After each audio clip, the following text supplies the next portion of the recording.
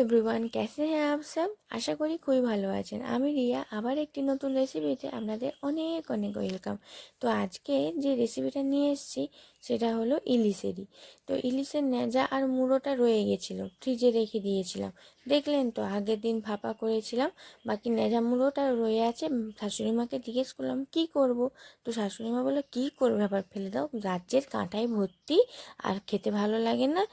রাজ্যের কাঁটা আমি যে ভালো করে ভেজে তাহলে কি করি, কচু আর বেগুন দিয়ে রান্না করে দিই। বলছে হ্যাঁ তাই করো।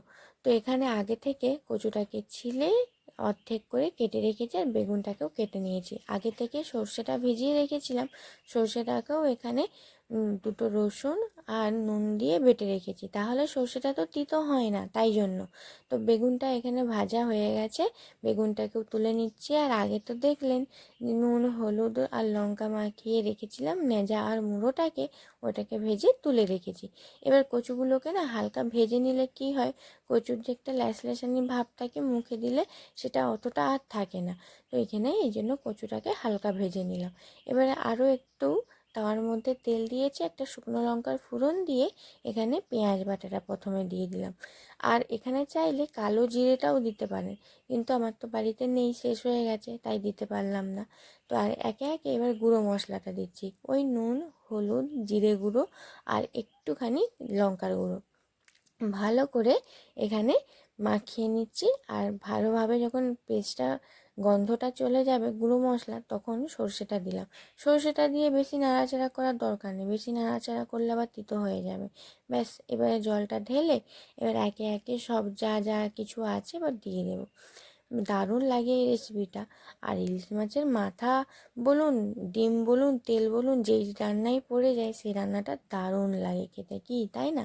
আর প্রেসার কুকারে একটু সিদ্ধ করে নিচ্ছি।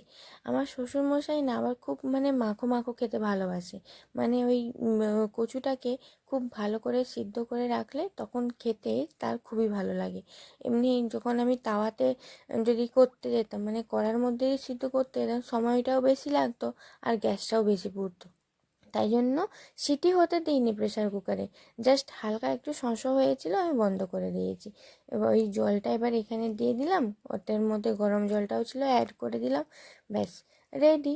আর ঢাকনা দিয়ে মাত্র 2 থেকে 3 মিনিট ফুটিয়ে নিলেই ইলিশ মাছের মাথা আর নেজা দিয়ে বেগুন কচুটা রেডি হয়ে গেল। খুব সুন্দর খেতে হয়েছিল। রেসিপিটা অবশ্যই কিন্তু বানাবেন কচু আর বেগুন দিয়ে। আর যারা জানেন তাদেরকে বলার আর কিছুই নেই যে কতটা টেস্টি হয়, কতটা ভালো হয়। তো চলুন, আজকের রেসিপিটা দেখতে কিন্তু দারুণ লাগছে, তাই না। দেখা হচ্ছে নেক্সট ভিডিওতে। ভালো থাকবেন, সুস্থ থাকবেন, টাটা।